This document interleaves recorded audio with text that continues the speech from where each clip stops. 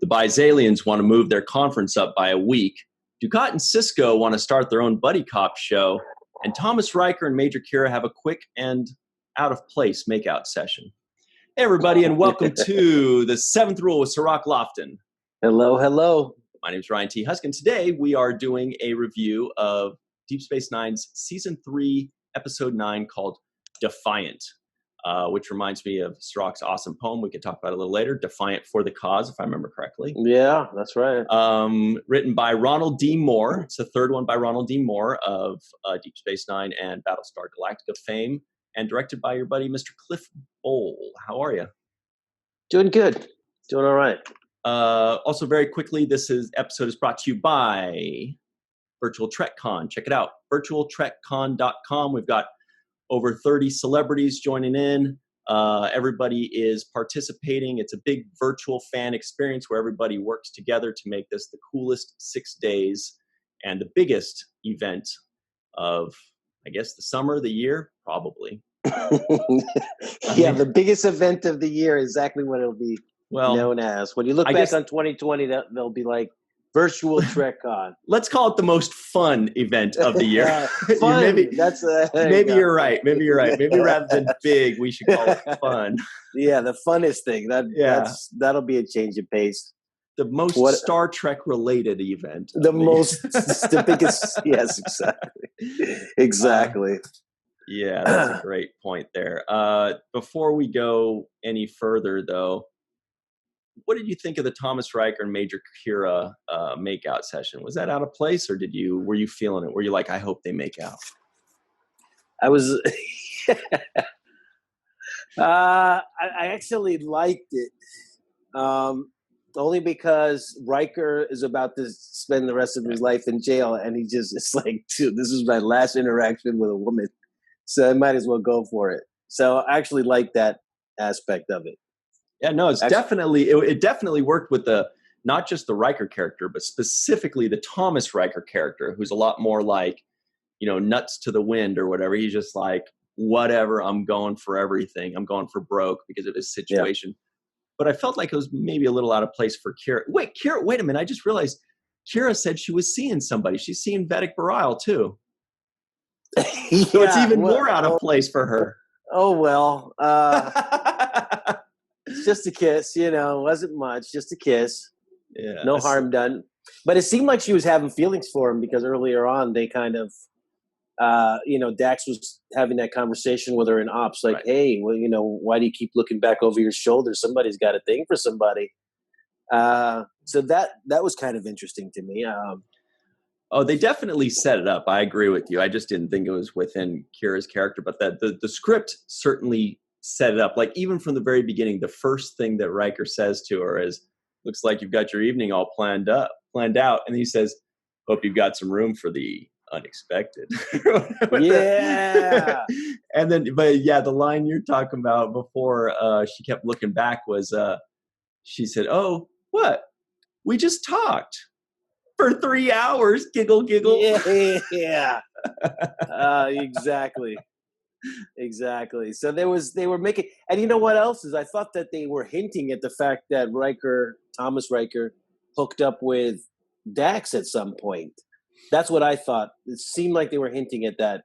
And the only reason I say that is because he gave a story about going into Quark's bar and taking all his money and leaving with his girl, right? Yeah. And then when he runs into Dax is like, hey, remember me from Quark's bar? So he's like, oh, yeah. Yeah. So she was under the impression that he was still William Riker at that time. So it must have been William Riker. By the way, that was from a Next Generation episode where, I have to look back because I haven't seen it in at least a decade. But basically, the Enterprise finds some space station or broken ship or whatever it was. And there's Riker with the shaggy beard that's there, and they're like, what the heck's going on? And it turns out that 7 years prior, William Riker was on an away mission, and they beamed him out, but it was like such a last second thing that they actually, and there was like interference, so they split him in half and made 2 Rikers. And so they rescued this new Riker, and he thought he was William Riker. And he'd been sitting there by himself for 7 years. And so he said, well, I don't want to be another William Riker, so I'll go by my middle name. His middle name is Thomas.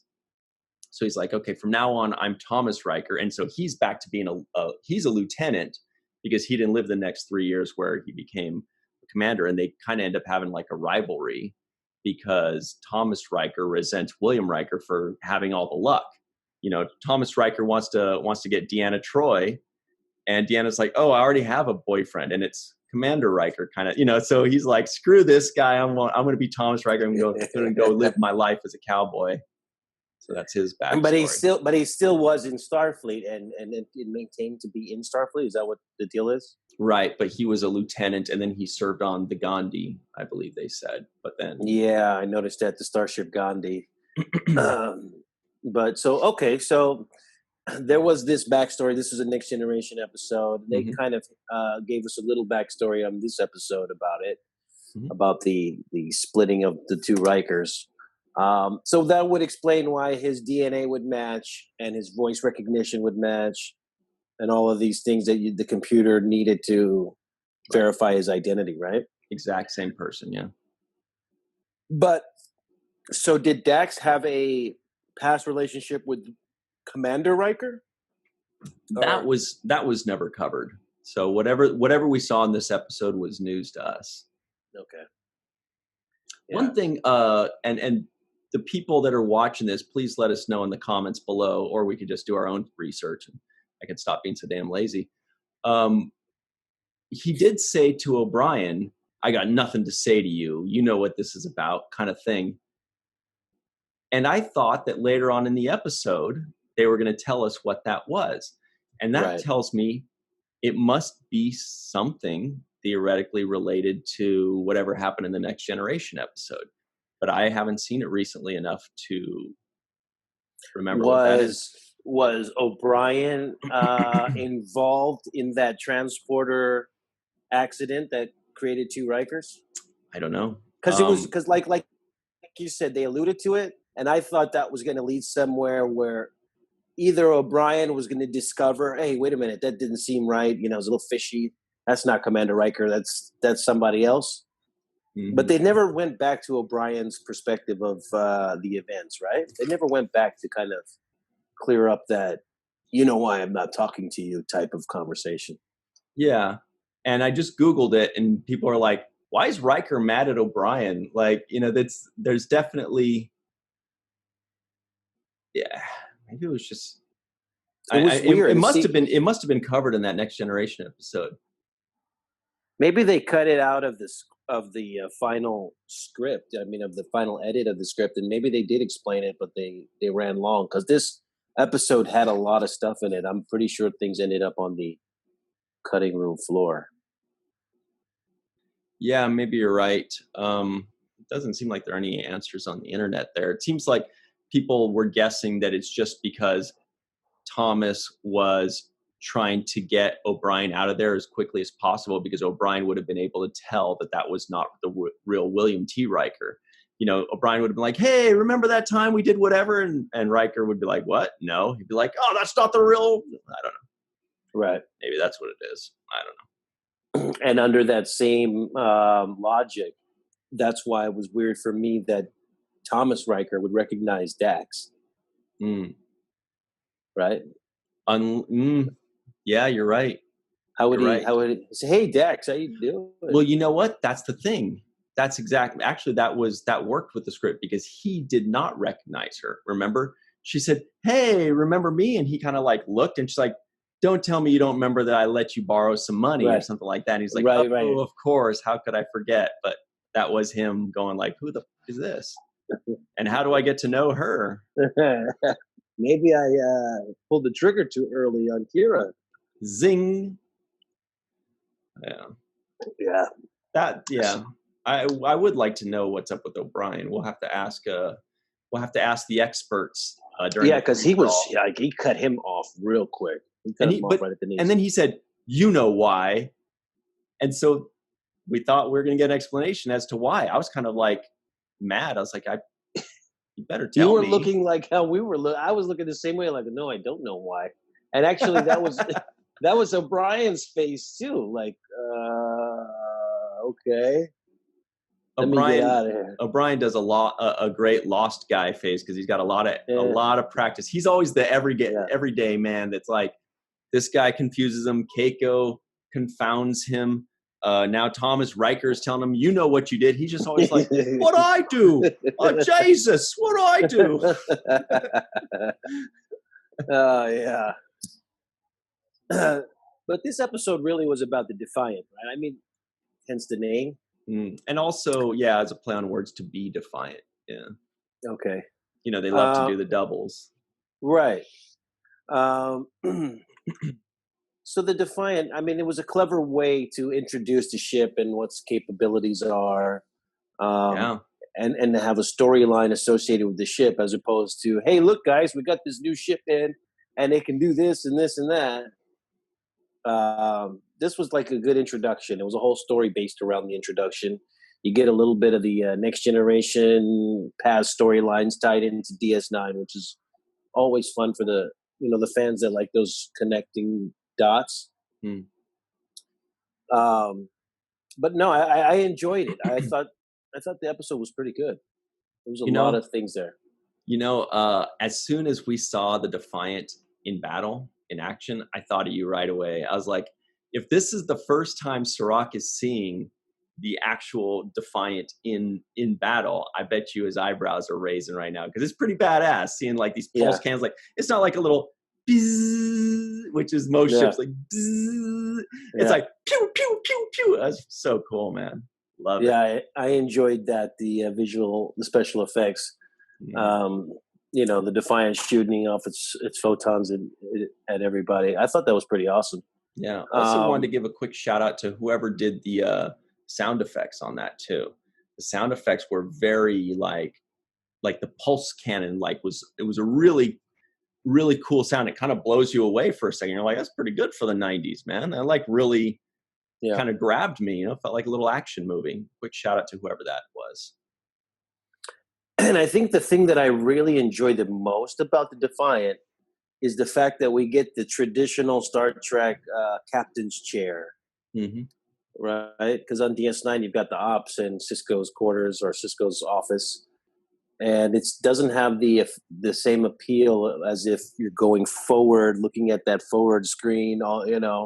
Hail the ship. It's a little bit different in ops. So when you have that captain's chair, and even at the end they had Kira kind of sitting in it and slumped in. Yeah.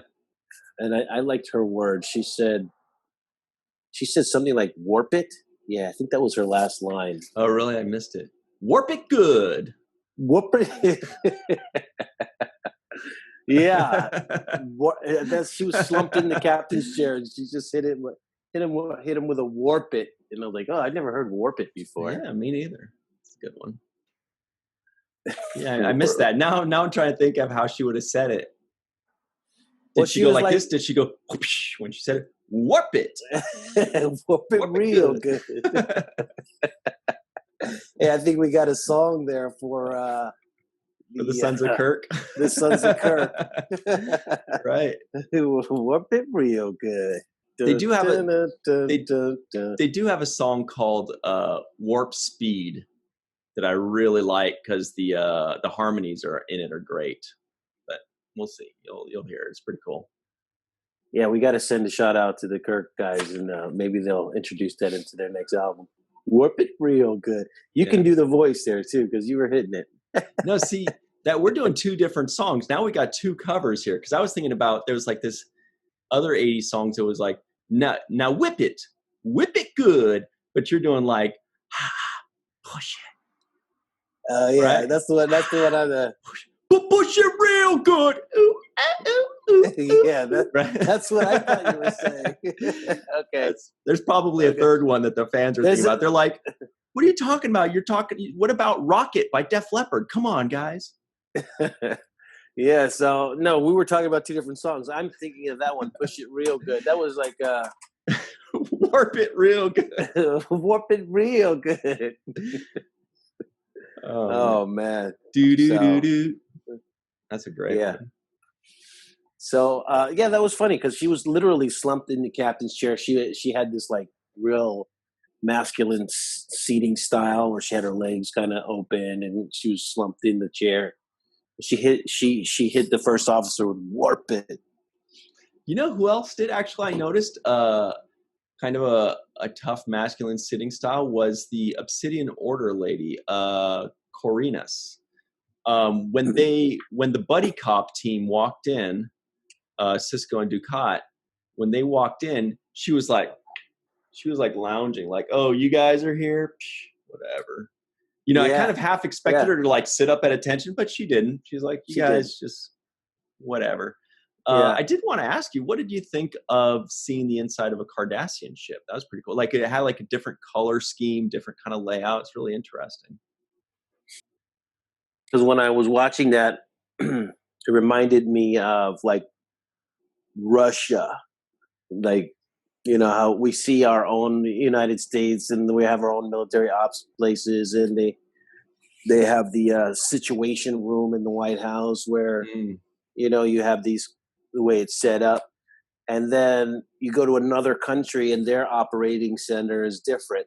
You know, it's still the same principle. You know, move the ships here, move the ships there, and you know, central intelligence as far as the information. But it was nice to see. It was a different set. It just made me wonder, like, did they just build all that for that one episode? Or are they going to recycle some of that stuff? Because it was pretty elaborate. Yeah, you're right. Consoles. It would be sad to build that whole set without repurposing it. I mean, I'm sure they must have used it for other things. It did look a little similar to an old Ferengi ship layout, Ferengi Marauder and Next Generation, but that's like years apart. So I don't think that was the same thing. I think you're right. I think they may have just built that set for this one episode and been like, all right, tear it all down again. Yeah, which is sad because it did look pretty intricate. And, you know, the Cardassians have their own computer screens. It's like completely, it's like Windows and Mac. It's like completely different operating systems, right? Yeah.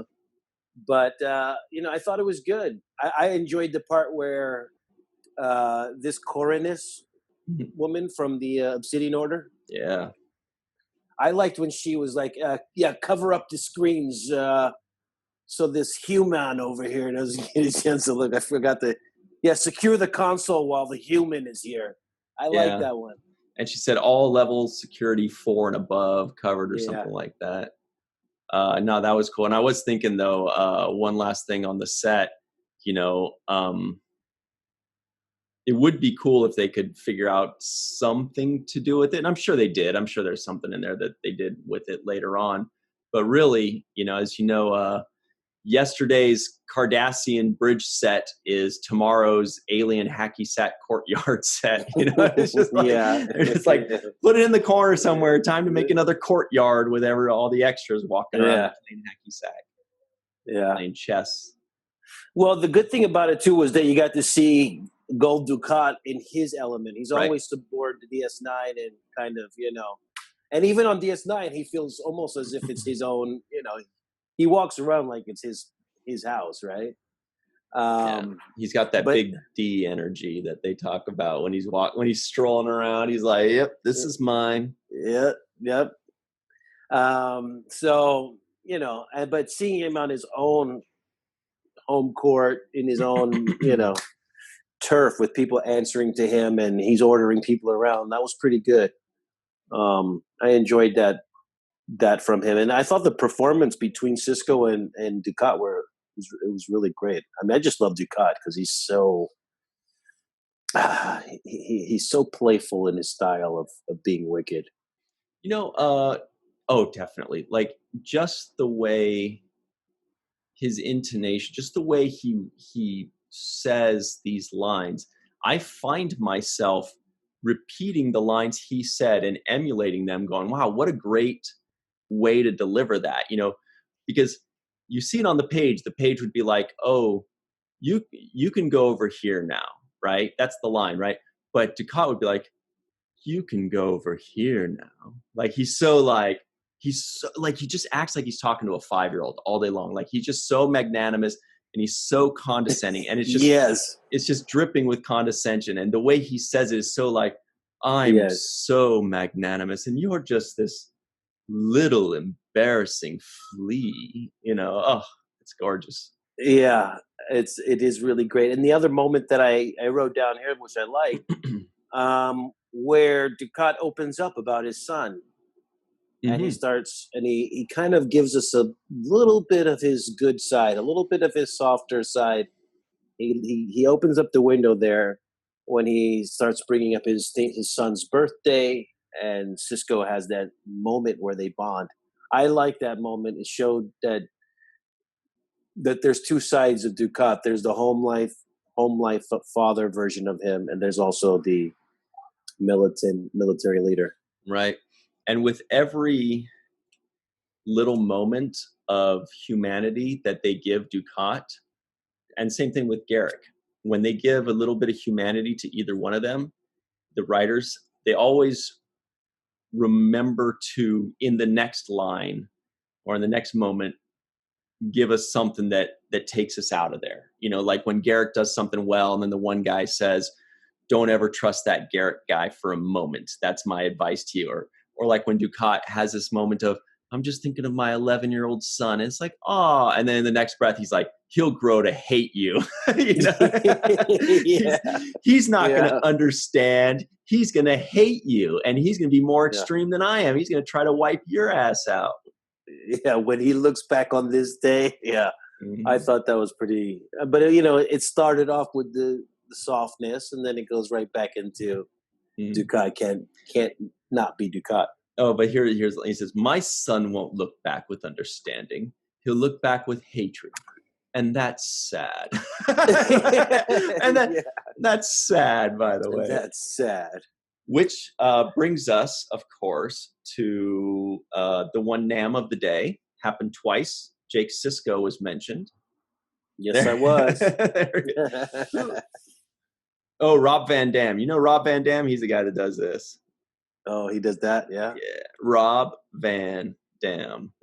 What did you think of Sisko and Dukat's relationship kind of growing? I thought that this was, usually it seems as though Dukat kind of gets the better of Sisko. Sisko will win the day, but Dukat will win the mind control kind of thing. You know, it's a very thing where like Sisko, you know, the station escapes whatever, or Sisko escapes whatever, but Dukat leaves with like the personal victory, right? But I felt like today, this episode was the one where Sisko comes away with the personal victory, because he shows up Dukat saying, actually, you're wrong. This is how to find the Defiant, and this is what's really going on. And he comes up with the solution. This was the episode I felt like in that, you know, Sisko kind of won the battle of the mind games, where Dukat kind of left with more respect for him. Yeah, I thought that there was a little bit of that at play, and I don't think Sisko was doing it to. He wasn't doing it to show up Dukat like I'm smarter than you and I know more than you. He's trying to save lives. He was just literally trying to save lives. And he had experience. He had knowledge with the Defiant, so he knew what it was capable of. He knew where its strengths and weaknesses were. So that was good. But, you know, some of the tactical things, like when he pointed out that they were trying to make a diversion so that all the Cardassians would respond over there and leave this other area open. I like that. That was smart. I thought that was smart, and I like the way Sisko pointed it out. And I actually like the response from this Corinne character when she said, "Oh, I wish we had somebody who was smart enough to figure that out." Yeah. Whoops, gotcha. A little stab in his stomach there. Yeah, a typical Cardassian thing, right? Is to never let the opportunity go to just get a ringer in. Yeah. Hey, real quick, we got to take our break. We are going to come right back in a second. Just remember, guys, if you are enjoying our content, please run over to our Patreon page and say hello. Sign up to be a patron if you want, or just say hello, or check out what we're all about. But we're going to talk more about this episode. By the way, it's patreon.com/the7th rule. People are like, okay, I'd love to, but you didn't tell us where to go. The 7th rule.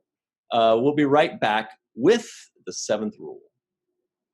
Hey, everybody, and welcome back to the 7th rule with Cirroc Lofton. All right. This is the big Defiant episode that we've all been waiting for. I forgot to give a +1 to Jake in the NAM section. That puts him in a two-way tie for second place with Rom. They both have 6. Nog has 7 in first place. Keiko is behind them with 5. Molly and Grand Nagus Sek have 4. And a few others have 2 and 1. Real quick, these are the trivioids that didn't make the cutting room floor. Bisalians want to move their conference up by a week. We got that one. Carvino juice, Lorvin crackers, a holosuite program, a Jumja stick, and gambling tokens. That was just a fun one that she had to pick 2 out of 5. I would have thought that she'd just take the juice and the crackers. Like, okay, I did it. I'm going back to work. Riker pops up and wants a tour of the Defiant. A Riker and O'Brien reunion, but of course that was short-lived. Riker has a new toy. Thomas Riker ditched his post on the USS Gandhi. We covered that. Dukat and Cisco want to start their own buddy cop show. We got that. Riker, this was great. Riker calls the Defiant tough little ship. If I remember correctly, this episode was right after First Contact, the movie came out, which was the Next Generation movie, in which it's a really great line. Worf is in the Defiant in this Next Generation movie, and they're battling the Borg, right? They're battling the Borg, and Worf is captaining the Defiant and the Enterprise, and they're all fighting, and then the Defiant gets all beat up, so the Enterprise beams the survivors out, and Worf is all beat up, and he says, like, how's the Defiant? And they say, it's adrift, but salvageable. And Riker says, tough little ship. And Worf famously says, little. It was just like this little manly thing where he's like, little, and Riker gets like a little smirk. So it was really cute that Thomas Riker, just like a couple months after this movie came out, I believe, said, tough little ship. It's such an iconic line. So I forgot that he did that. And talking about the Defiant as well. So exactly, it's a complete homage to the Deep Space Nine episode and the Next Generation movie. Last ones are Dukat flakes on his son's birthday. Riker tells Kira not to go fishing today. Thomas is I like that one. Thomas is sentenced to spend the rest of his life and lays on 2 labor camp. And the makeout session. Yeah. You shouldn't go fishing today. You won't catch anything. I like that. Like, you're completely off, babe. You're off. Yeah. I like that one. It's funny because Riker, whether it's Thomas or Will Riker, right? He is the Fonz of Star Trek. It's a really good guy. You're right. I never thought of him as the Fonz, but yeah, totally. Yeah, he's the cool, smooth guy that just like all the ladies love him. All the guys want to hang out with him, right? I do. I do too. He's the Fonz. So, I just really enjoy him. Sorry, I'm just trying to think. I'm trying to think right now of like other characters from other shows that he's like, but I can't think of anything better than the Fonz. Yeah, because he walks in and they're like, Riker. Yeah, he's like, hey, everybody, here I am. Here's my $1 million smile. Yeah, it's my $1 million smile. You know why I'm not talking to you. Get out of here, beat it, kid. I just want to I want to see him just pointing at people when he walks in. Hey, and they're like, oh, he pointed at me. It was kind of like that. So I think he's just the smoothest guy, one of the smoothest guys in the Star Trek universe. But there were a few lines here. I mean, one was, my mind was a million light years away. I kind of like that line. I'm going to have to use it one time when I'm drifting off in thought,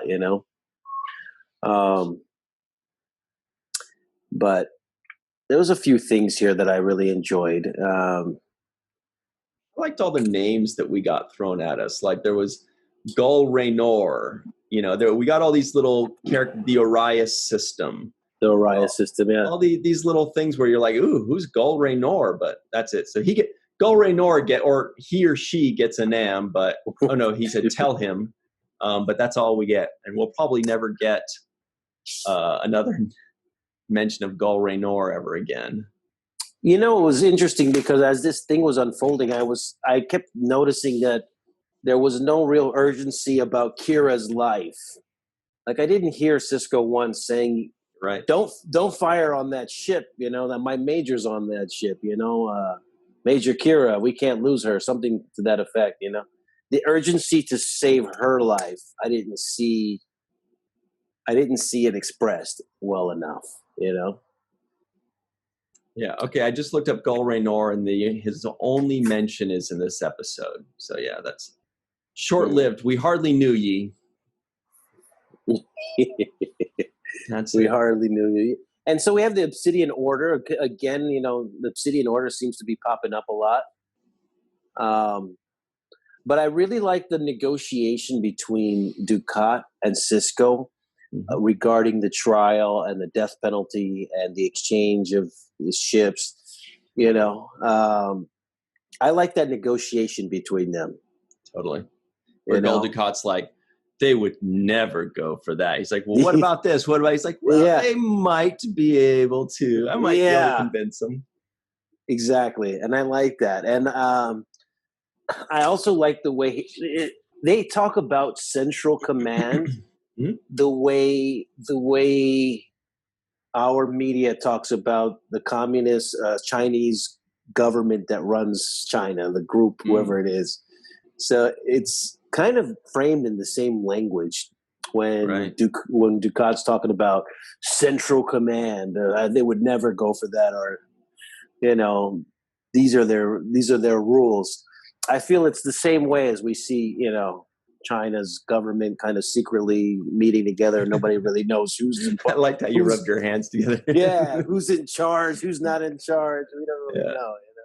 Yeah, and another little tidbit there was that they said that they've been working that way for 500 years. I don't remember that.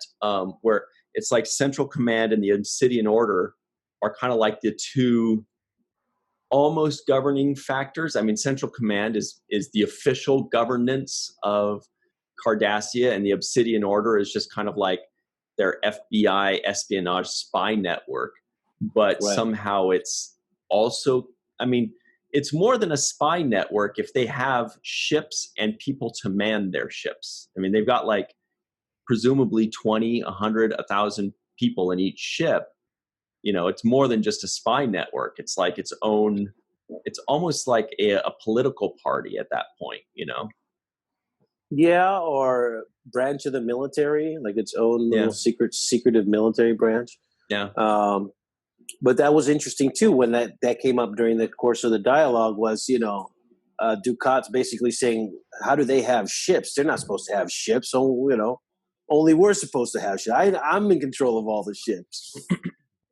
So it just lets you, and then we have that kind of stuff happening in our own government today with these black ops things and black budgeted projects where, a lot of people don't know what's really going on except for those that are in that loop. So it's not uncommon.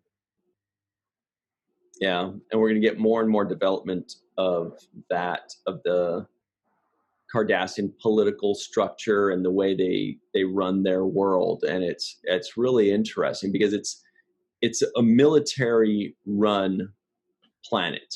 Central Command.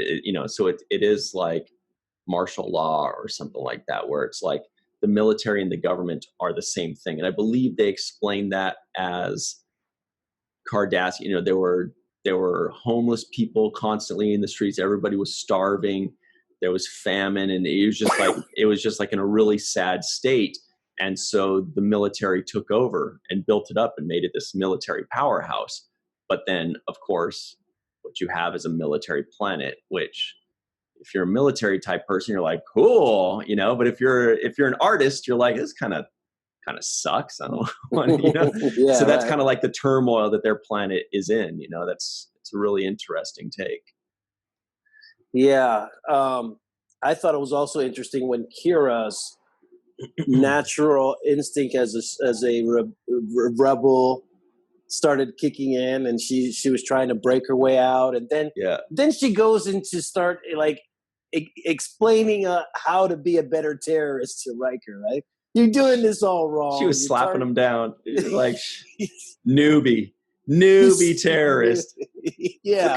What kind of a terrorist doesn't want to attack and kill the bad guys? That's the whole point of terrorism, you idiot. Noob.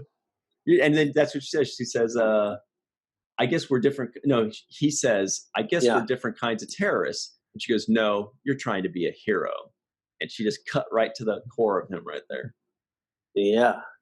And then he was trying to be a hero, because she actually even went on further and said, you just want to go out in a blaze of glory, she called it. And then he did go out and blazed of glory when he kissed her. He was like, yeah, I'm going to go out. Yeah, that's true. That was his. It would have been funny though if he goes like, if he's just like, come here or whatever, and he's about to get, and she's like, whoa, dude, whoa. Seriously? Whoa, yeah, whoa, you're like, no, you're a fugitive, dude. Get off me, man. I'm seeing somebody. Yeah, you're cool, but like, dude, go to jail. See ya. Well, yeah, what's her boyfriend? Her boyfriend, Vedic Barai? Barile, yeah. Barile, kick your ass when he finds out. He'll get all bariled up on you. He'll get you. He'll teach you a lesson. I got Riker on that one. He's 6'4".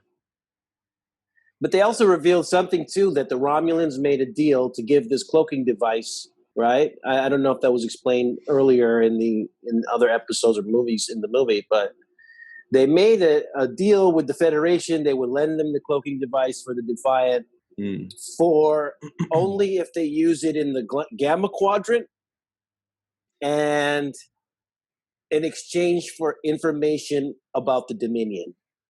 Right. So those were the stipulations, right?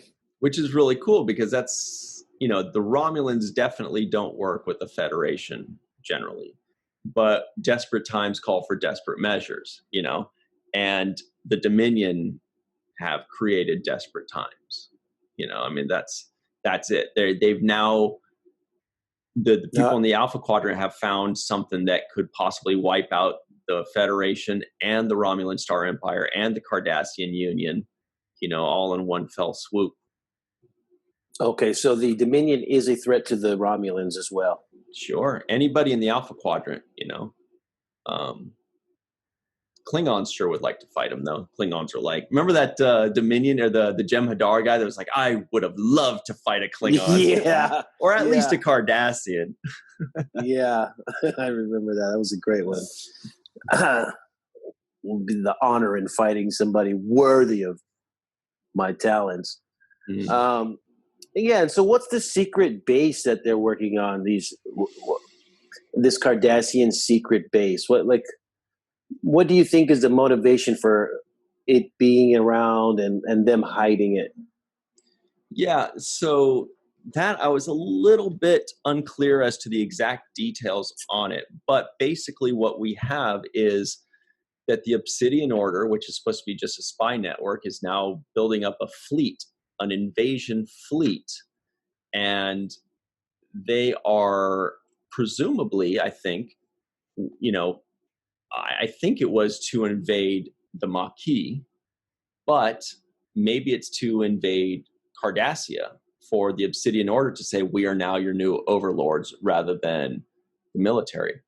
But either way, and I don't remember if I didn't catch it if they explained what the purpose of that fleet was, but they did say it's an invasion fleet. And even if it just went to go invade the Maquis, then what that would do is drag Cardassia in a war with the Federation, which was what Dukat and Cisco were talking about previously, which is that the Cardassians would have to fight the Maquis.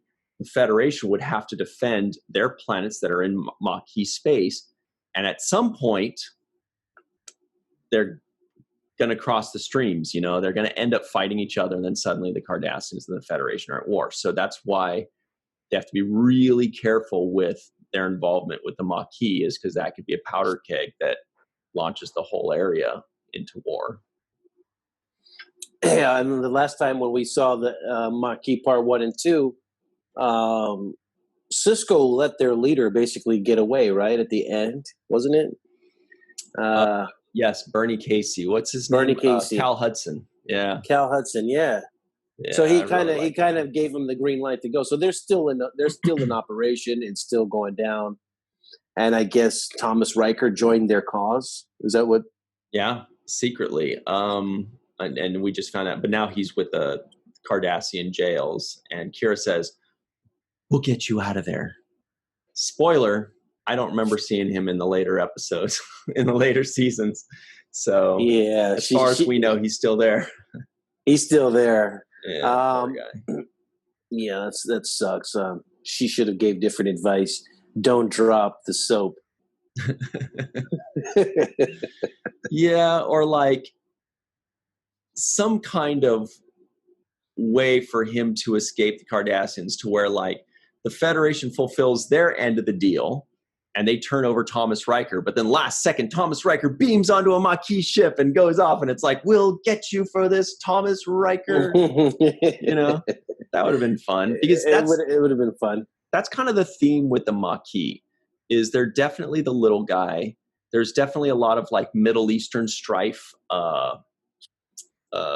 analogies in there and metaphors in there. But the thing with the Maquis is they seem to always escape. They seem to always somewhat get away with it, like Cal Hudson did, or, you know, possibly in future episodes. I'm not saying if they do or don't, but, you know, they always kind of figure out a way to keep scrapping, you know, even though they're the little guy. They find a way to escape and fight another day. Yeah. There was a lot of stuff squeezed into this episode. Almost felt like it was a two-parter squeezed into one. Right, could have been. Right. But I did, you know, there were so many things that I did like, specifically because we got the Defiant special effects. We got a lot of that stuff with the fighting scenes. I enjoyed that. Did enjoy the interplay between Dukat and Cisco a lot. I thought that was really good. The funny thing is, I thought they kind of used the same story twice. So in the beginning, they started off with Kira being really short-tempered and yelling at Bashir, where Bashir's like, "Yeah, not even Commander Cisco can override my order." He's like, "Get back here right now, damn it!" Yeah, I was like, "Whoa!" Yeah. I put in my notes. I said, Bashir gets sassy with Kira. He got sassy with her. He was like, "Yeah, my orders supersede anybody's orders. I don't care. Doctor's orders. Chief medical officer." I was like, "Okay, Bashir, flex your fucking chief medical officer power, you know?" I was half expecting him to say, "Stop right there, Major." And he says, "When was your last day off?" Right? And then he says, "I give you an order, blah, blah, blah, blah, and not even Commander Cisco can override my decision." I expect him to go through all that and then Kira go like, "Fuck off, dude." Like, just walk. Be like, like, he goes through this whole thing, and she's, I mean, because the mood she was in, she was definitely in a don't with me mood, you know, and for him to pull that, it was quite a gamble. It worked. It was. But she could have just been like, "Who do you think you're talking to, pal?" Yeah, it worked. And then he prescribes her basically hang out at Quark's bar, like go to Vegas for a minute. Go to Vegas and I demand that you have fun, damn it. Yeah. But the interesting thing that I thought was, I don't know if it was lazy writing or what, but it seemed as if Jonathan Frakes' character was using the same excuse. He said Dr. Crusher put him on leave. Right? Oh, right. Because he had 6 months of sick leave built up, and Dr. Crusher. Oh, so she gets a NAM. What am I thinking? You're right. Dr. Crusher gets a NAM. Yeah, she got one. Maybe got her only one ever.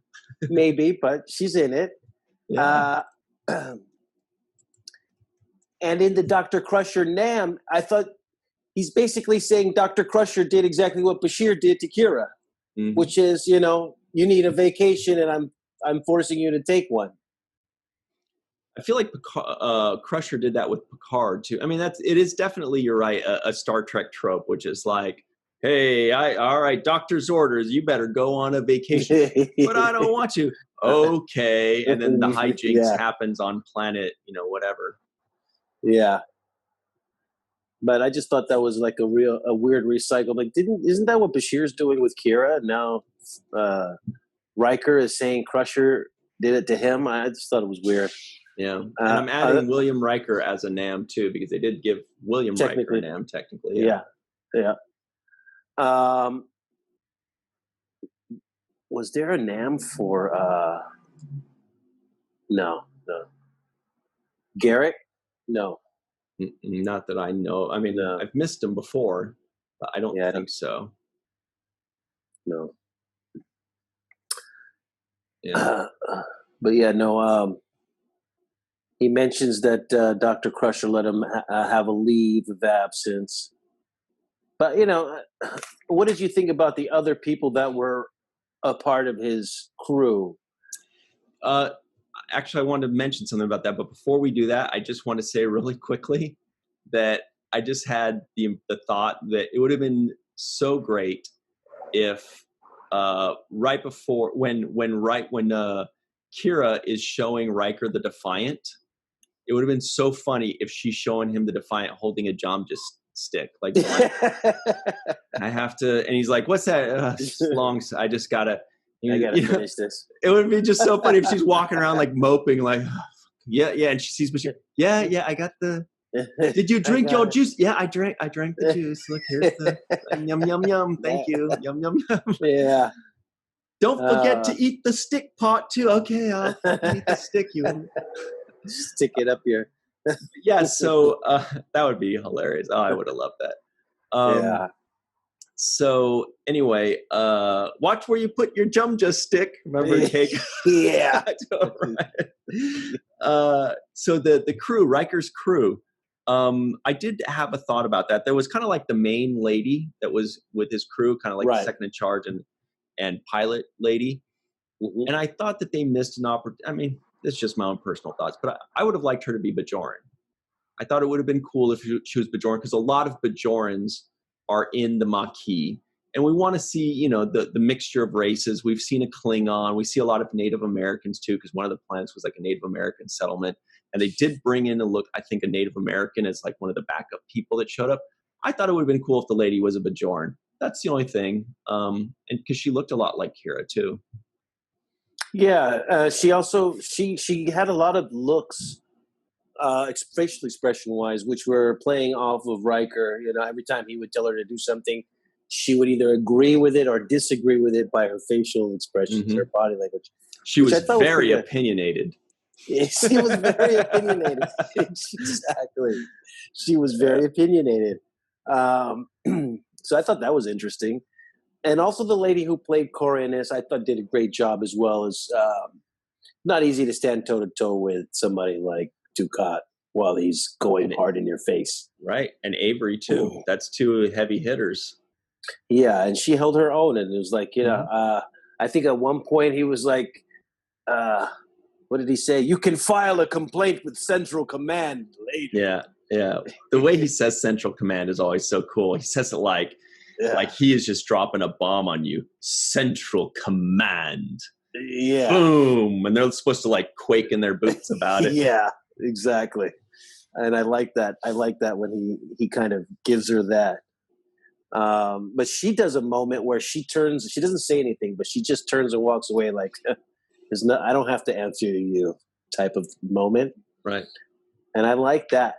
She didn't say a word, but he was like, what makes you, why do you have ships? And, something like that. And she just looked at him like, idiot. Yeah. And sometimes that, in this case, that choice is even stronger than if she had a line, Yeah. Like she's like, I don't need to answer to you. Yeah. So I like those moments there. Really good stuff. Sisko had a great line where he said, where they were realizing that they will have a war on their hands. Dukat was explaining that, they're going to send a fleet over there. And Sisko says, well, we're going to send a fleet. And then what's going to happen? We're going to have a war on our hands. I like the way that he delivered that line too as well. Anything going to happen. That's a quote from Snoop Dogg on a commercial like 20 years ago. Big Snoop Dogg, anything gonna happen. I can't say what that. I can't say what that commercial is, though. I'll have to tell you off the air. Okay. All right. Yeah, I got it. I think there's at least one person in the audience right now that's like, I remember that commercial. I know it. I remember that commercial. And it was maybe like 15 years ago. Anyway. I'd like to be on the Cardassian Ministry of Justice. Because it doesn't seem much justice is going on down there. Yeah, you got a pretty easy job because it's already laid out. The script is already out there. Remember? Yeah. So what we can do with him? Kill him. Yeah. Same thing we do with everybody. Kill him. Exactly. Yeah. Whoop it real good. To whip it good. They're both 80s songs. But I think Whip It's like early 80s. No, I know you're talking about a different song. Yeah, and Push It is like kind of mid to late 80s, more like late 80s, and Whip It is early 80s, I think. Anyway. Yeah, I get them mixed up, but Whip It. I know that song too. That's another one. It's got to be a mashup of those two songs. Hey, so we only have a couple minutes left, so I want to ask you, Cirroc, Lofton, Jake Cisco of Deep Space Nine, who's dating a Dabo girl, as mentioned, and confirmed by Commander Cisco yet again. He's like bragging to Riker. He's like, yeah, you may be a ladies' man, but let me just tell you something. My son's got a Dabo girl, so just, easy. Yeah. Riker's like, I think I'll stay away from there. Yeah. I don't Which want was no weird. parts of that. That didn't sound like a Riker thing. He's like, oh yeah, the Dabo girls are totally date anybody. He's like, oh, I better stay away from that. I don't want no parts of that. What? Riker, are you? Hello? Did you hear me? I said Dabo girl. Yeah. Riker, right? You're Riker. Did I get you mixed up with somebody? Anyway, you're the guy that grabs women and just kisses them whenever you want to. Yeah, Bajoran militant terrorists, by the way, they could just kill you if they don't like it. Yeah, they could just be like, "Oh, whoops! I accidentally stabbed you when you went in for the kiss. Sorry, maybe next time you won't do that." Oh, was that your trachea? Sorry. So, final question is: what would you give this? What do you think the IMDb score was for this one? Oh, yeah, for this one. There were a lot of loose end things that I thought weren't covered so well, like what we discussed with the O'Brien kind of, thing. But overall, it was better than average episode. It was interesting to watch. It kept me tuning in, and like I was, my eyes were on it. I always like episodes that Marco Limo's in. Yeah, I don't think he disappoints at all. Ever. So I'm gonna say this is a better than average episode, not the best, because there's a lot of room for improvement in this one. I mean, just little things here and there, but for the purpose of basically unveiling the Defiant and in DS9 and going through the motions of explaining what its capabilities are, this did the job very well. So I'm going to say 7.5. Oh, so you think it's better than Meridian, last week's episode? Yes. This on IMDb was given an 8.1, actually. I feel like this was more like high sevens, but I think it got an 8.1 for the Riker factor. Anytime you have like a guest star from another series, people just like go nuts for it. So I think a lot of it was because, oh my God, Jonathan Frakes is back and it's Thomas Riker. And, I think that's what pushed it over the 8 edge. And I can understand that because like you mentioned the history with the lines from the movies, the background from Next Generation episodes. I mean, they really tied in a lot of other, Star Trek outlets, other different things and put it in this episode. So for that, they get that extra little bit of credit. I can see the bump. A little bit of fan service there for us. I loved it. Yeah. And, even though we've gotten Frakes to direct episodes, seeing him in front of the camera is a whole nother special treat that we all really enjoy. With that $1 million smile he gives. And he's an overall really great presence to have. He's a big guy. You feel his presence. He's charming. He's completely embodies the values of Star Trek. Mm-hmm.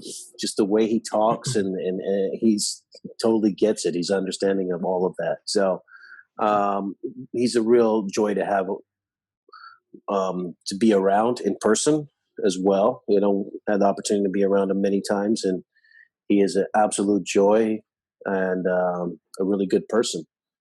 So that kind of resonates in the character. He is basically the character he plays. He is the Fonz.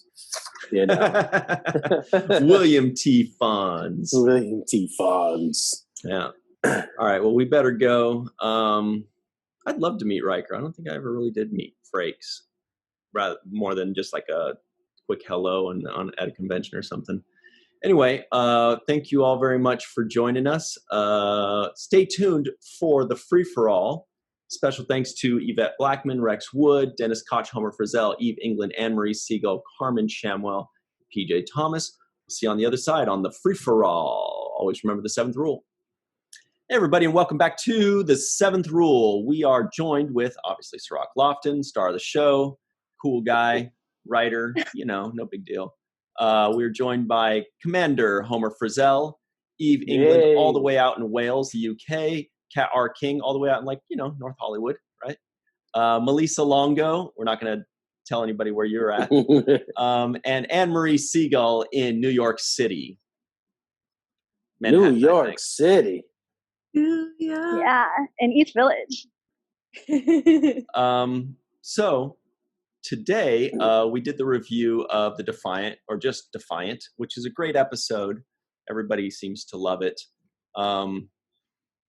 which made me think of this question, which is, of all the Star Trek series and movies, who is your favorite either sibling combo or clone combo? Because Thomas and Will Riker, there's Tasha and whatever her sister's name was. There's all kinds of brother-sister combos. It's okay. So like Spock and Burnham? Right. That is right. They are siblings. That's all I know. All right, so that's yours. I guess. Right, yeah. Jake doesn't have any Cybok. siblings. There's also Molly and Kirayoshi later on. That's farther along. Well, I do have a half brother that becomes like some kind of engineer. Oh yeah. I don't remember that. Yeah. That was it. That's in my. That's in the season. Yeah. Oh, right. Oh, that's so cool. You didn't get season 8, Joe.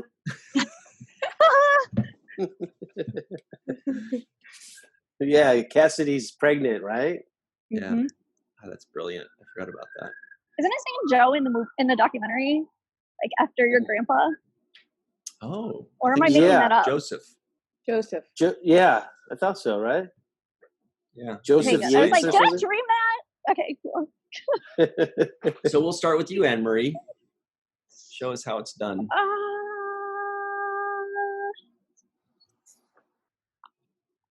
Can I do 2? Yeah. Worf and his adopted brother. I love that episode. And I can't remember his adopted brother's name. Something Rozhenko. Yeah. And then also Deanna and Kestra.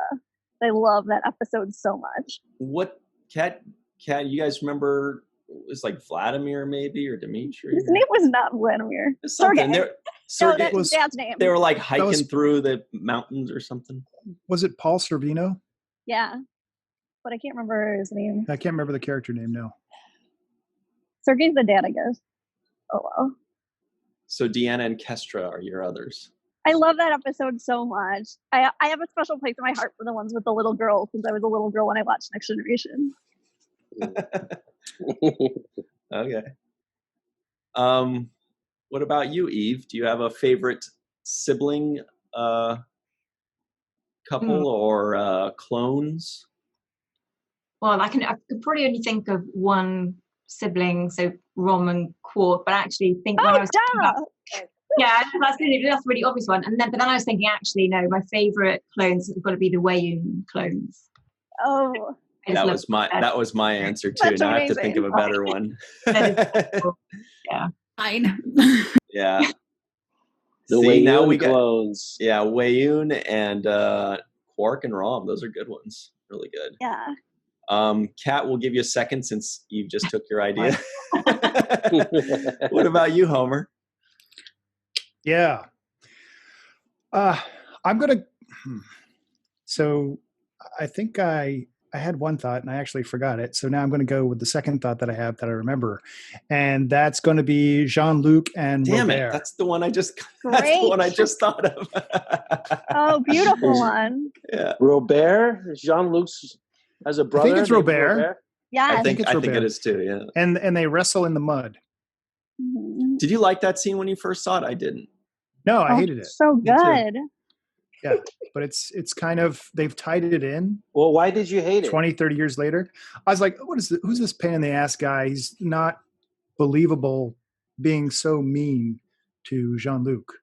What? But Do you it's not have siblings? I do. Rivalry. It really struck a chord. We don't go to wineries and wrestle in the mud. But maybe I should have done that. Yeah. Yes. Maybe when you're 70, you will. That's right. I've still got time. Really are missing out on. And there is a vineyard in Shelburne, Vermont, close to where my brother is. So we can make it happen. Perfect. Yeah. Yes, please. Let's film that. Yeah. We want pics or it didn't happen. Older? Is that your older brother, Homer, or your younger brother? He's younger by a year. Okay, so then you should be beating him up, right? I should. Yeah, absolutely. I bet on me. No, he says no. There's a good thing. He probably doesn't watch Star Trek, so he probably also doesn't watch this podcast. So when I see him next weekend, should be fine. Actually, this won't even be out then, so it's perfect. But we can rush it. That's okay. We can put a rush on it and email it directly to him. Yeah. What about you, Melissa? Do you have a favorite siblings group or clones? My answer was taken. Quark and Rom. Oh yeah, Quark and Rom was a good one. Do you have a backup? No. Backup. Well, so you get what you get. What about you, Kat? I bet you've got something else. The Delaney sisters. Boom. Good one. Oh, drop the mic on that. Yeah, sorry. Why the Delaney sisters? Because why not? Yeah. You took my two favorites, so you get what you get. Yeah, I feel like Quark and Rom should have been like exempted because they're everybody's favorite. Yeah, and Wayuns were like, I was like, there's no way it's going to come around to me and nobody's going to mention that one, but I was hoping. Then there's also like Data and Lore. That's a good one. Oh, too. I love them so much. The Lol episode was great. I thought of Hallie Todd in that episode where she played Lol. What about Worf and his brother? Yep, oh, you mean Kern? Yeah. Oh, yeah. Oh, I guess his Worf has a brother? Yeah, Kern. He's in You should bring him on as well. Oh, Okay. Bring him on the podcast. Yeah. Yeah, we should. He's Tony Todd, right? Yeah. Tony Todd is his brother? Yeah. Yeah. I don't think you've gotten to that episode yet. So He has great makeup. It's hard to tell. He's in a couple episodes, I thought. Yeah. Yeah. His name is Kern? Yeah. Mm-hmm. Like the juice. Like the nectar? Yeah. Like I think it's with a U instead. Okay. The Kerns of Kern County. But who out of all of those people acts more like siblings, do you think? Like out of all the... Who acts like a real... Rom and Quark. Yeah. I think Rom and Quark really are the closest, right? The way they talk to each other? Well, I feel like Jean-Luc and Robert act like siblings who were never close and then like buried their emotions and never talked about it for decades. And it does seem kind of like real if that's how you handle your relationship. Yeah. Sounds familiar. And then Data and Lore like bicker a ton, or Lore bickers a lot with him, which I think is hilarious to watch. And it seems like if you go to the grocery store, you hear brothers bickering like that. And then B4, who was older, came across as being the much, much younger brother. Mm-hmm. Yeah. No, what about Dr. Data? Does he qualify? Oh, what's his name? Arjun or something? What's his name? Yeah. Arjun's the Trill guy. No, the Dr. Data from Picard. Yeah. Brent he's totally a brother. But what was he's his a brother. name? I thought it would begin with an A, though. Yeah, me too. Crap. I'll look it up. Yeah, I can't click over to look it up because I'm on my phone. Do it, otherwise I'll never get to sleep. Hey Siri. No, just kidding. Dude. Oh, no. Alton. Dr. Alton Inigo Oh, yeah. Inigo. Yeah. Dr. Alton, yeah. Moment. Nice one. Is that a brother or is it or a sibling? Or? He said older brother, like he wanted to be treated like Data's brother, it seemed like, right? Even though we don't know if his mom was Juliana. Like the real kid, the real boy got discarded and neglected for the, innovation that was the positronic, android we come to know and love as Data. Cool. Do you guys have siblings? Homer, we know you've got an older brother. You got a date to wrestle in the mud with him. That's right. And I have a younger sister as well. Melissa, do you have siblings? I do. I have 2 sisters, one older, one younger. Nice. Middle child. Middle child. Kat? Yeah. Do you have siblings? I do. I have several. Wow, nice. What about you, Eve? I've got a younger sister. Anne Marie? I have 4 siblings. Oh. 4 younger siblings. We're all You're 2 years apart. You're the oldest? Yeah, it's 2 girls and then 3 boys, and we're all 2 years apart. And Cirroc, you've got a sister. She's younger? I have a younger sister, yeah. Abyssinian kiosk. Check it out if you want a shirt like Cirroc's wearing. I think Cirroc's wearing his right now. I just placed another order. Today. Oh, cool. Yeah? What colors? Yeah. I'm getting a mug, and I'm blanking on the shirt. But I like the shirt you have on right now, Dave. Oh, thanks. This is from, if I may plug, Shop LLAP, which is, I think, the granddaughter of Leonard Nimoy. Oh, cool. Oh, really? Yeah. And also, Eve has some mugs from your sister, and her pictures of them look like something out of Vogue. They're so beautiful. Yes. Her pictures have gone viral on Insta. Yeah. What? They're so pretty. Wait, what? Yeah. Yeah. She's got a lot of style, I have to say. What pictures? She had the gray hoodie, which I really like. So beautiful. That's so cool. It's my favorite. It's amazing. It's so comfortable. I've got Lisa's t-shirt on today. It arrived today. Oh, cool. Oh, let's see it. Well, that looks so good. Yeah. Oh, there it is. Yeah. Yeah. Nice. Oh, cool. Nice. Exactly. Nice. Yeah, arrived today. So it's really exciting. Good to have something in the post today. Yeah. Awesome. Another plug. It's walkingartbymelissa.com, right? There it is. Yeah. No, it's Walking Art. You said made by Melissa, right? Yep. Okay. Yeah. So good. Very nice. Yeah, I'm so well, glad I'd like to plug this tiny little shop too, NASA. They're also little known. Check them out sometime.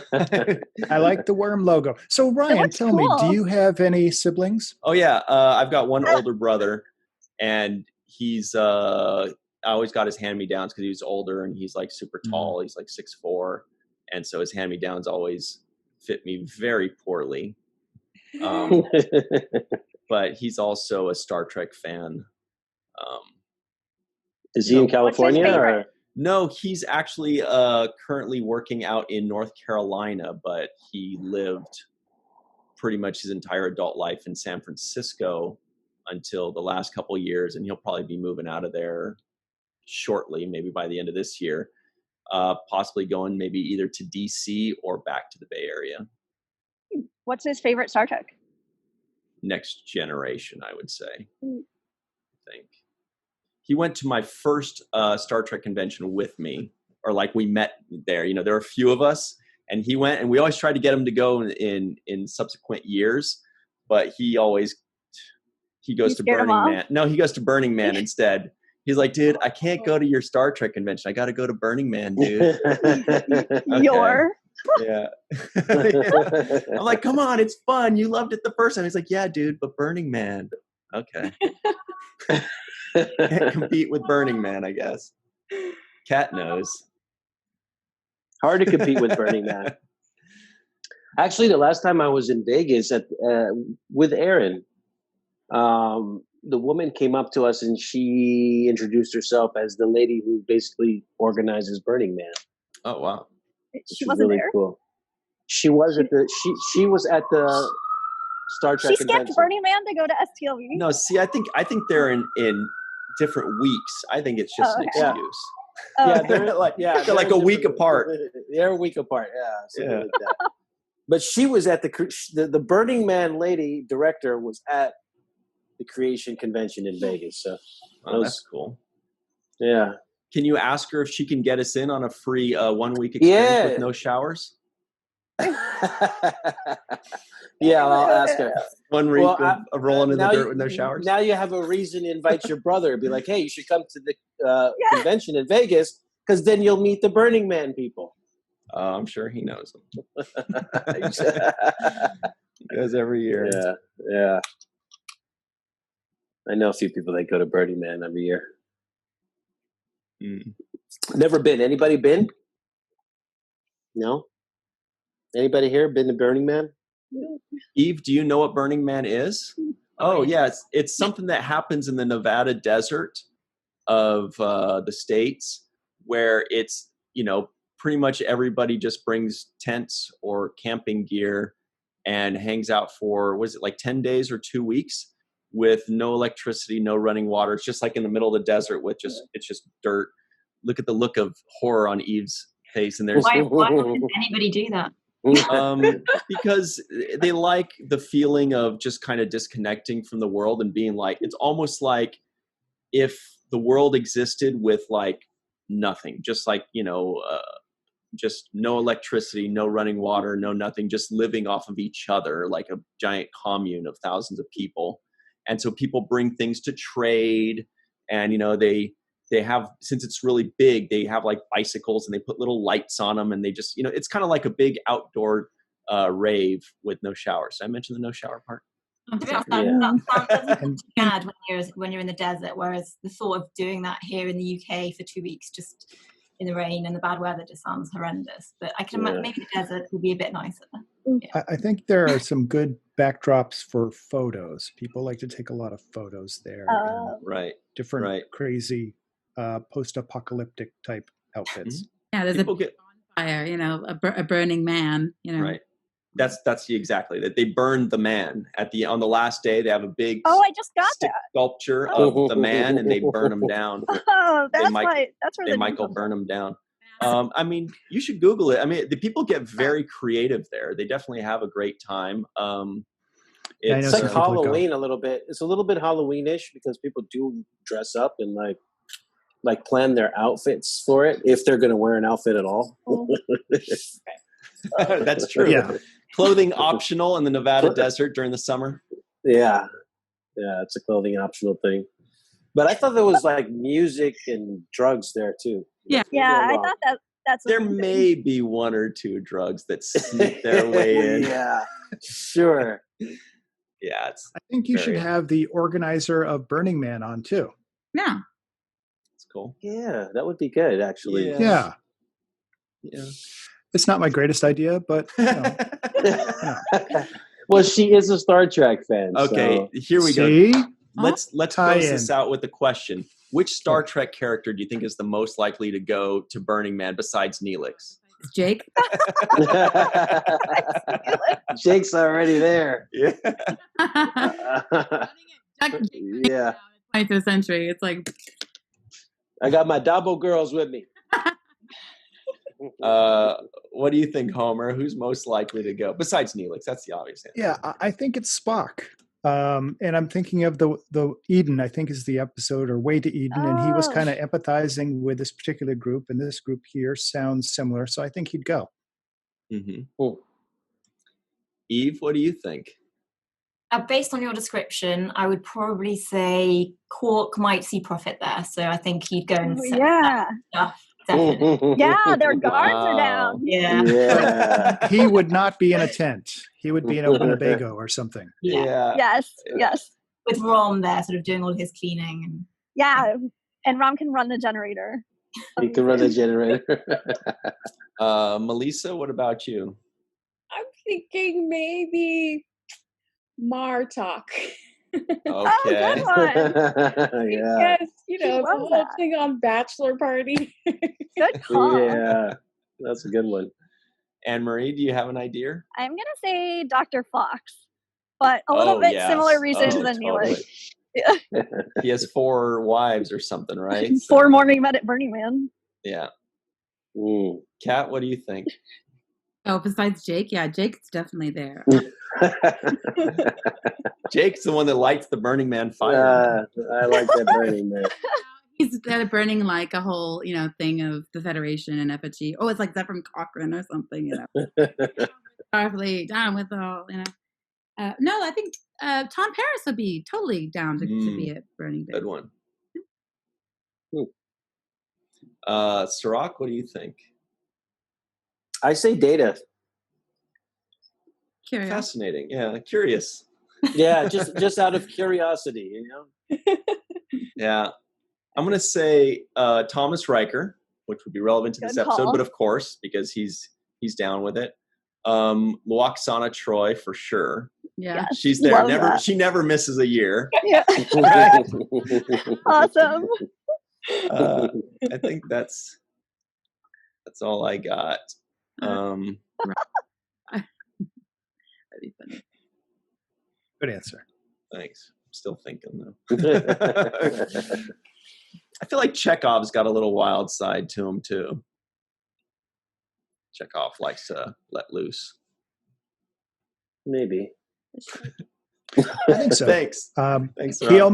He was tempted to go with them on their way to Eden as well. His former girlfriend, I think, almost got him to go. Oh, I think Rios would be there too. Oh, totally. Right. Oh, He'd bring his soccer ball. Yeah. Shirt off. Yeah, he's that guy. He's there. Yeah, his ship basically is Burning Man in space. Yeah. Yeah. All right. Good one. Well, I think we did a lot of good. For everybody listening in, please tell us in the comments below. I think that's a way better question than one we started off with. I mean, you could tell us your favorite siblings or clones, but really, which Star Trek character besides Harry Mudd and Neelix are going to Burning Man? Harry Mudd totally too. Why is Neelix such the obvious choice? So you got to forgive me for asking. I don't know. First his outfits, maybe. I don't know, he just seems like with his he's built up a tolerance to not having baths, so I think he would be okay for a week or more. Okay. Oh, that's true. That's a great point. And then he also goes nuts in those holodeck programs. When he also might be the kind of guy outside. that prefers if people don't take showers. Maybe. I don't want to speculate. I know. Maybe. Is it still on? Oh God. No comment. Hello. Nope. Neelix drives an RV. He kind of does. Actually. That would be a good reason. Henry liked that one. like Spaceballs. Yeah, Spaceballs. Exactly. Exactly. Who were the junk people in Voyager? The Malon? Were they the junk hoarders? Oh yeah, I think so. Yeah. But also Neelix, because he was driving around looking for junk. Yeah, his trash ship. Panda. Yeah. All right, guys. Well, we better run. But thanks very much for joining us. Thanks to Homer Frizzell, Eve England, Kat R. King, Melissa Longo, and Marie Segal. This has been a great time, and I'm sure once we hit stop, we're going to keep thinking of people that would go to Burning Man, and Eve's going to try to forget. Yeah. She'll be like, I'm glad I live here. Yeah. All right. Thanks very much, and always remember the 7th rule.